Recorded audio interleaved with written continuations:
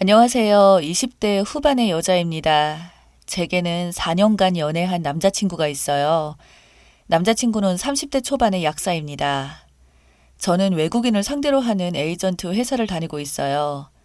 남자친구를 처음 만나게 된 건 대학 재학 시절 영어를 익히고자 아르바이트로 나갔던 국제적인 행사에 놀러 온 남자친구와 친해지면서였죠.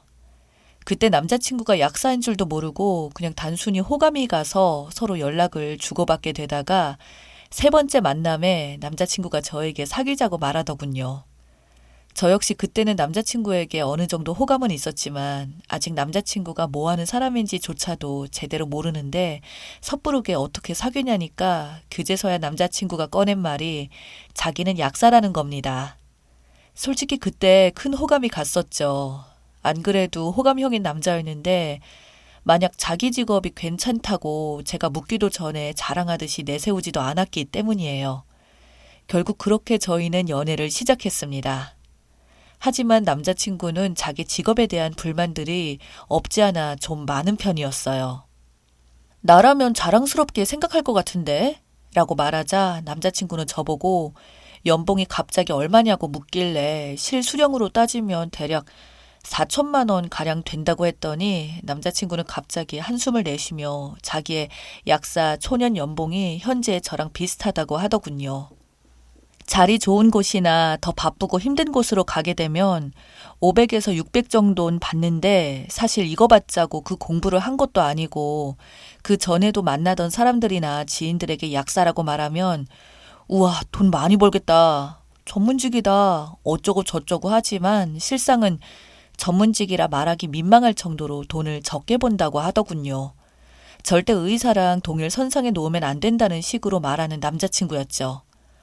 저는 그런 쪽으론 생각을 못 해왔던지라 사람들이 생각하는 약사가 돈 많이 번다는 인식은 도대체 어디에서 나온 거냐니까 약사 하면 주 5일 근무하면서 한 달에 잘릴 위험 없이 300에서 500 번다고 하니까 그런 거 아니겠냐며 아니면 진짜 돈 많은 집은 권리금 주고 병원 안 약국 하면서 엄청난 돈을 벌어들인다는데 그것도 사실 의사 월급에 비교할 바는 못 되고 특히 그냥 민간 병원 앞에 엄청난 권리금 내고 들어갔다가 약국만 여러 개 늘어나면서 적자를 내는 약국들도 있다며 자기 같은 경우는 집도 좀 가난해서 현실적으로 약국 차릴 형편도 못 되고 사람들이 생각하는 약사 이미지와 자신의 약사와는 너무나도 다르기에 그냥 어디 가서 자랑거리처럼 내세우지 않는 거라고 하네요. 그렇게 말하는 남자친구의 말을 듣고 제가 생각한 약사 이미지랑 다르긴 했지만 그때는 그런가 보다고 생각했어요. 남자친구는 스스로가 평마해서 그렇지 그렇다고 약사가 절대 나쁜 직업은 아니었으니까요. 꼴같찮게 약사임을 내세우며 허세 떠는 사람보다 낫다고 생각했고 전 그런 남자친구를 참 좋아했습니다. 남자친구와 다툴 일도 없고 저한테 다 털어놔서 그런지 저희는 4년 연애하는 동안 참 잘 지냈습니다. 제 연봉 또한 4년 동안 그만큼 올라서 남자친구는 좀 더 월급을 많이 주는 곳에 가서 이젠 저보다 연봉이 높아져서 진짜 엇비슷한 정도까지 되었죠. 그리고 저희 집에서도 남자친구의 존재를 알게 되었고요. 저희 집에서는 남자친구가 그렇게 좋으면 어서 집에 인사하게 하고 결혼하라며 저한테 말을 했습니다. 여기서 남자친구랑 저희 집 이야기가 안 나올 수가 없는데 남자친구 집은 아까도 말씀드렸지만 좀 가난합니다. 오죽하면 집안이 정말 약사 아들 하나만 바라보고 살고 있는 집이랄까요? 남친 월급이 그렇게 많은 편도 아닌데 그 돈 중 절반을 자기 집에 주고 나면 남은 절반으로 생활비하고 저축을 합니다. 얼마나 힘드냐고 물어보니까 어릴 적 아버지가 IMF 때 해고되시고 돈 벌겠다며 이쪽 저쪽 사업적으로 손을 대다가 말아먹은 게 너무 많아서 빚이 아직도 많다고 하더군요.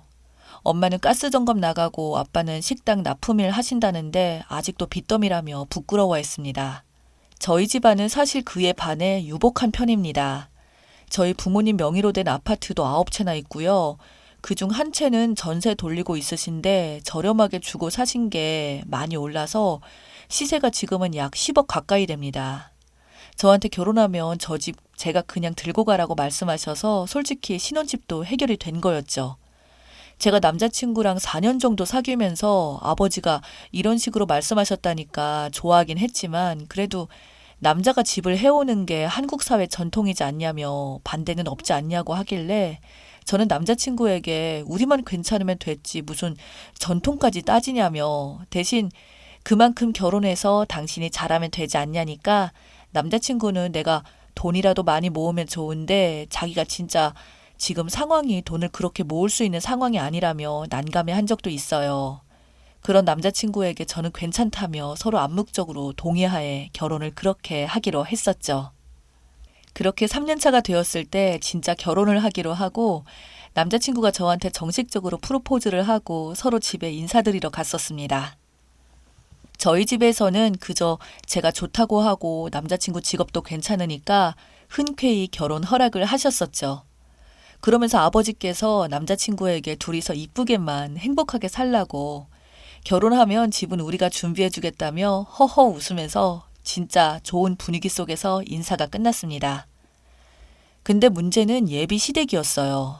저희 집은 남자친구 온다고 그렇게 야단 법석을 하면서 준비를 다 하고 제 남동생도 매형 사람이 너무 좋다고 그랬는데 예비 시댁은 마치 제가 회사에 처음으로 면접을 보는 것 마냥 아니 면접관도 그따위로 사람을 노려보진 않았을 거예요.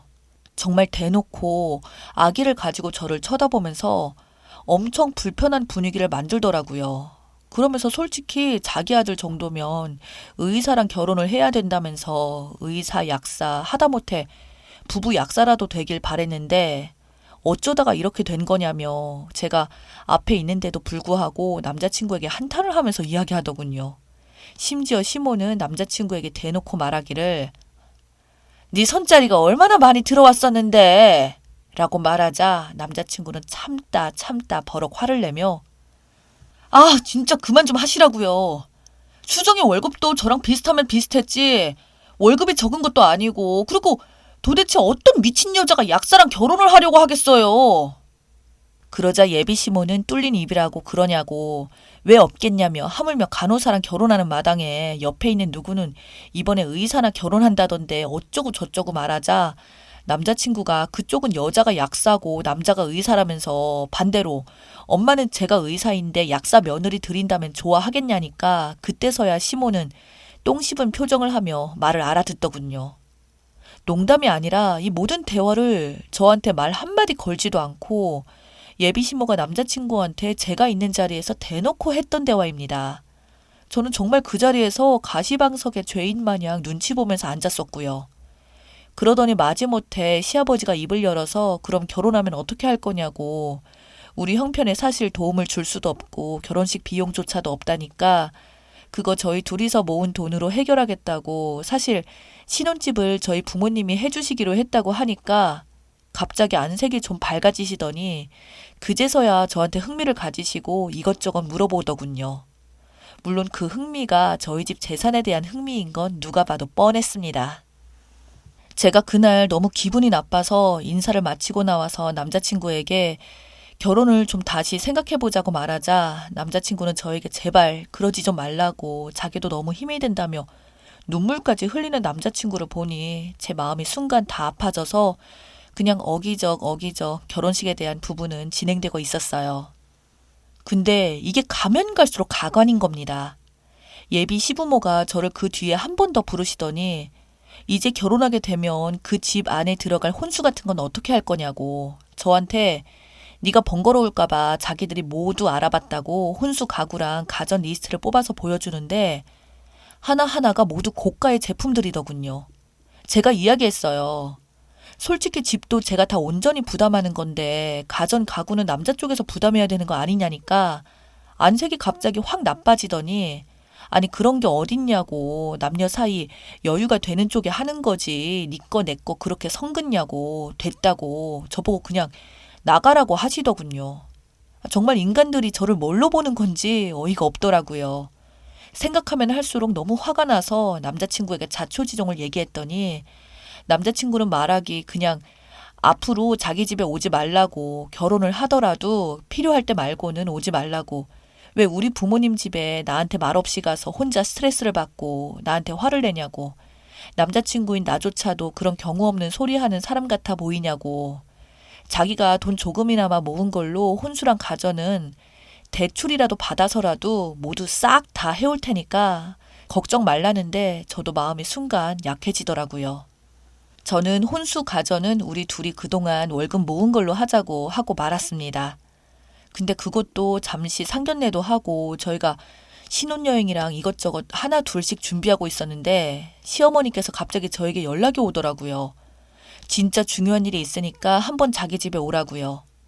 순간 지난번 일이 문득 떠올랐지만 이제는 결혼식도 잡혔는데 이걸 거절해서 싸우기도 그렇고 남자친구에게 일단 연락을 해서 시어머니가 날 불렀다고 하니 자기도 그럼 같이 가자고 해서 저희 둘은 그렇게 그날 저녁 시댁에 방문하게 되었습니다. 이번에는 웬일인지 저에게 식사 한번 제대로 안 해주던 예비 시모가 갈비찜까지 해놓고 기다리더군요. 그러더니 식사하다가 말을 꺼내길 사실 자기네들 집이 곧 전세 계약 기간 끝난답니다. 그래서 그게 무슨 소리냐고 되물었더니 이번에 너네가 내년 봄엔 식을 올리면 자기들도 그때쯤 전세 만기일이라 이왕 이렇게 된 거 집을 정리하고 너희와 합쳐서 살겠다는 겁니다. 저는 처음에 진짜 무슨 말인지 도무지 이해를 못했어요. 그래서 한참을 멍하니 생각해 보다가 설마 같이 살자는 말씀이냐고 조심스럽게 여쭤봤더니 시모는 저에게 그렇지, 바로 그거지. 지금 살고 있는 집이 나가면 전세 자금이 1억 원인데 그 돈 중에 30%는 너희 주고 우리 빚 때문에 나머지 70%는 다시 상환해야 되는 거다. 그렇게 되면 너희들에게 공짜로 3천만 원이나 생기는 거 아니냐. 좋겠지? 라고 웃으면서 말을 하는데 진짜 제정신으로 말하는 건가 싶더라고요. 제가 그래서 남자친구 눈치를 보니 몹시 당황했지만 어찌할 바를 모르고 있었고 아무 말도 못하는 모습에 저는 그때 바로 결정을 내렸습니다. 그 찰나 남자친구가 먼저 입을 열며 저희끼리 상의 좀 해보고 말씀드릴게요. 라는 말에 제가 그냥 마음의 결정을 내렸다고 저 이 결혼 안 하겠다고 말했어요. 그러자 다들 놀라서 갑자기 왜 그러냐고 묻길래 저는 말했습니다. 갑자기가 아니라 해도 너무해서 그럽니다. 어머님 소중한 아들 그렇게 잘났으면 진짜 의사나 같은 약사랑 결혼시키고요. 저도 저희 집안에서 나름 소중하고 잘난 딸입니다.